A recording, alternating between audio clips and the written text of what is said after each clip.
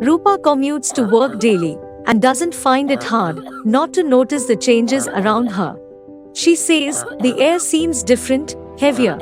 Change is in the air, literally.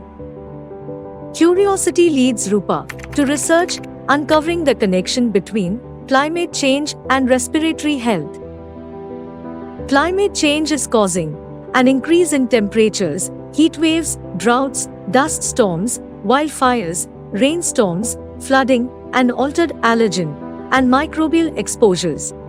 Climate change will worsen air pollution exposure in many places, adding additional complexity and challenges for patients.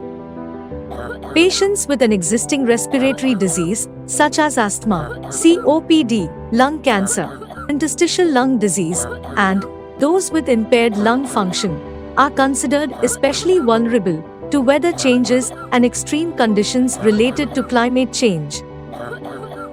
Transition to more sustainable food choices, such as diets with reduced use of meat, especially beef, vegetarian, or purely plant-based diets.